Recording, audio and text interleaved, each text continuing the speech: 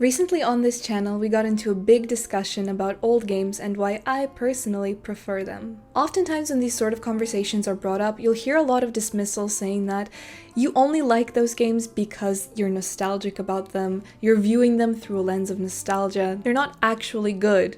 But you remember your childhood when you play them, so you feel like they are and you ignore a lot of their shortcomings. So instead of arguing with you about this take and pretending like I'm not in the least nostalgic about World of Warcraft, a game that I've been playing since I could physically sit at the computer, I thought I would put this good game versus nostalgia theory to the test by playing an old game that I haven't played before. Believe it or not, one of the biggest complaints that I got on that video was that I featured Heroes 5 instead of Heroes 3. There was widespread outrage. Look, in my defense, Heroes 3 came out on my birthday, a year before I was born. Heroes 5, on the other hand, was released in 2006. My dad was big into games like this, and so it was much more accessible for me, and that's why that's the game I experienced, as opposed to Heroes 3. Now, to this day, Heroes 3 seems to be rather popular, having a relatively high viewership on Twitch daily, even during off-peak hours. Heroes 5, however, does not reach the same numbers, not even close. It's particularly popular on the Russian-speaking side of the gaming community, and I've heard very bold claims, such as,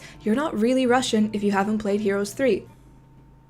Это кто здесь не русский?" And so I thought that I would finally stop dishonoring my ancestors and give Heroes 3 a proper go, at the same time settling the debate. Good game or just nostalgia? Before we get started, hi, my name is Angelika, and if you think that I'm blinded by nostalgia, you are wrong. I'm blinded by reading the Elder Scrolls on a daily basis. You and me are not the same. Also, excuse the farming equipment background noise if you can hear it. I can't really tell if my mic is picking it up. I live in Ireland, so I cannot do anything to change that fact. And with that, let's get started. So first of all, why is the game actually in Russian? I did install an HD mod for Heroes 3, and I think that I might have just changed the language when I did it. I don't know, but let's just change it back. Yes, I did install an HD mod because otherwise the resolution would have been completely unacceptable. I think that a tutorial might not be a bad idea, just to see. Welcome to Heroes of Might and Magic 3 tutorial. Whether you're new to Heroes series or a seasoned veteran, you've come to the right place. Click the check button when you are ready to begin.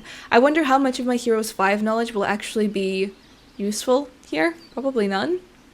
Some. Yeah, relatively. Okay, let's just see. I don't know how different this game is. If you've not done so already, you should print out the Heroes 3 tutorial document.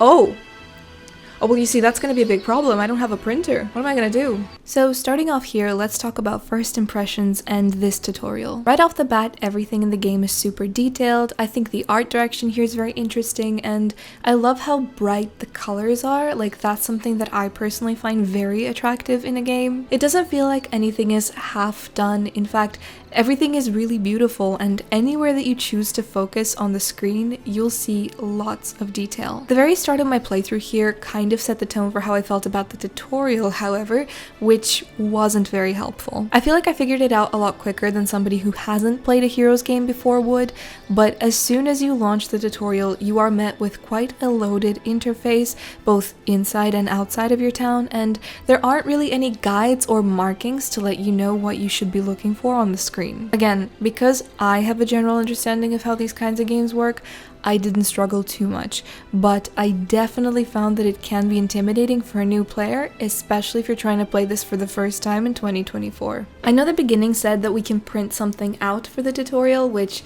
to me is a little bizarre. I'm sure this isn't the only game where that's a thing, but if I'm honest, this is the first time that I have come across this, especially having like the actual game telling me to print it.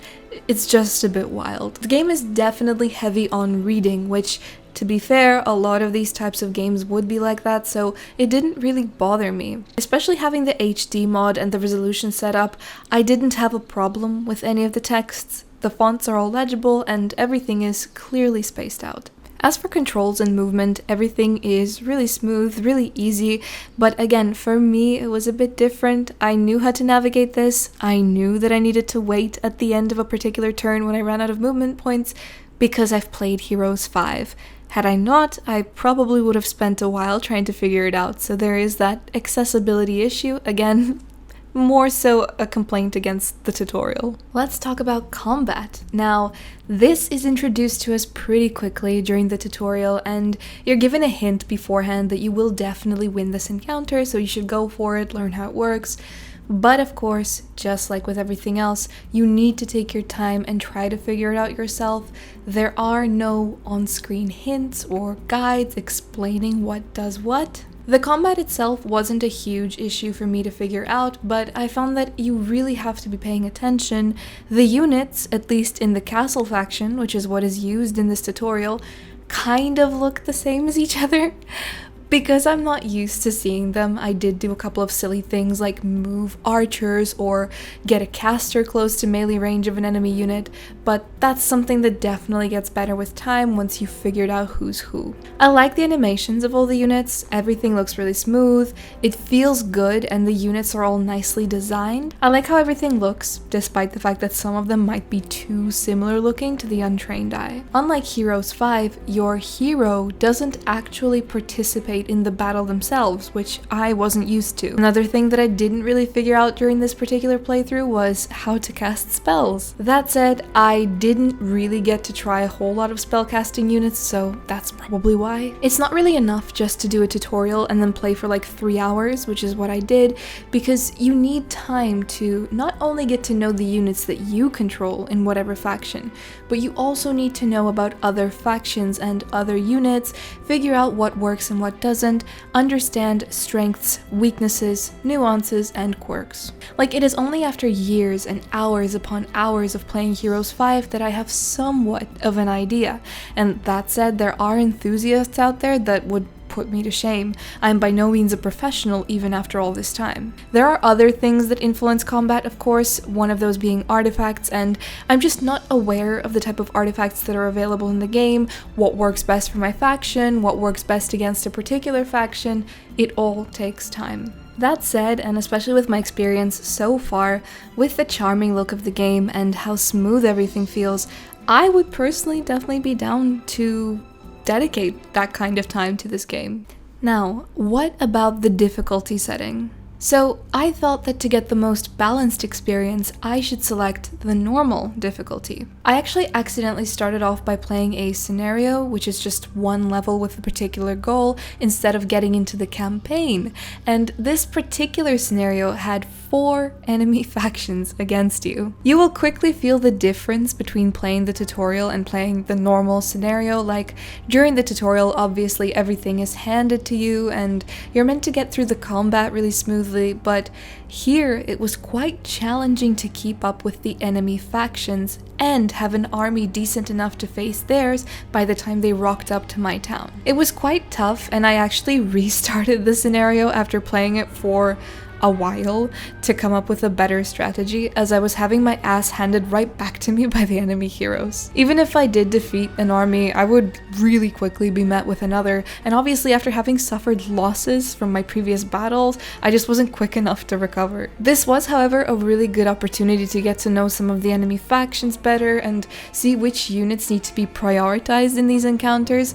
It will definitely take me some time to get comfortable with that though. Even after restarting the encounter and coming in with a fresh strategy, I was defeated. And that's when I realized that I'm not actually playing the campaign, but a random scenario. And I assumed that maybe that's why it was so difficult to keep up. Scenarios really would be for more experienced players, or after you've already fully finished the campaign and you want something more. I finally figured out how to launch the campaign, and I was surprised to see this cutscene. I don't know why I was surprised by it, to be honest. Pretty standard to have a cutscene to introduce the game. So the campaign actually started off with a different faction that I didn't know, the Rampart, and I will admit it was definitely easier than the scenario. It took a lot less time to build like a decent army, and I even defeated the enemy army that was guarding a town, although it was almost immediately taken back and I was ultimately defeated. Bonus points for the cutscene that played after I failed the mission. I just thought this was really neat. I do think that if I replay it though, take my time with it outside of trying to create content,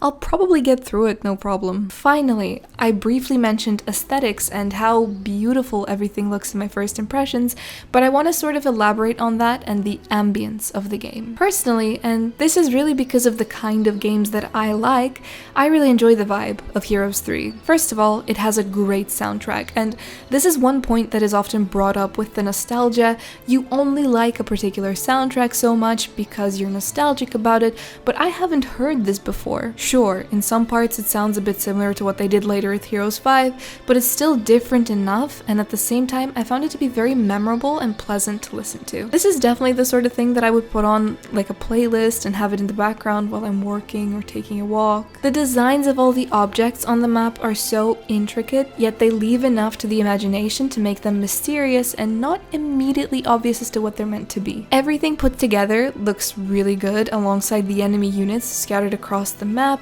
and again, as someone that has played a Heroes game before, the world was immediately enticing and I wanted to know more, even if the pacing of the difficulty setting that I chose didn't really let me get into all of that too much. The maps that I've experienced are this perfect fantasy setting. I really enjoy when the early levels in a game are like in a grassy forest type biome, because there's something about that that feels so safe and welcoming. It's the perfect way to introduce somebody to a world. I often find it hard to connect with a new game if it doesn't feature something like that right off the bat. Like, it's not an absolute deal breaker or anything, but having it there is just a huge bonus for me. The ambient sounds of the birds and the rivers flowing just adds to that cozy and peaceful environment. All in all, it's just a really pleasant world to be in and go through. That's probably all I have time for today.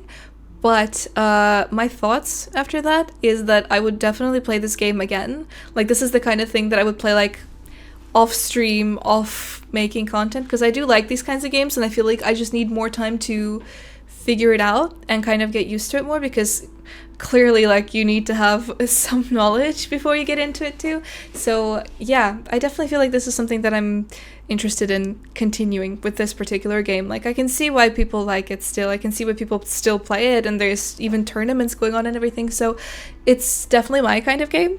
I know that probably wasn't apparent with the way my ass was handed to me, but yeah, I really like these kinds of games. And I agree that there is a different vibe when you're playing it and you're not looking at it through the lens of nostalgia, but honestly, I'm playing it and I feel like I'm playing a really good game. Like, there is like that level of difficulty to it, the art looks great, you can tell that it's old, and even if I don't have like any memories associated with it, like there's still kind of like a, I don't know, it's just like a nice vibe, like the atmosphere of the kind of game that it is.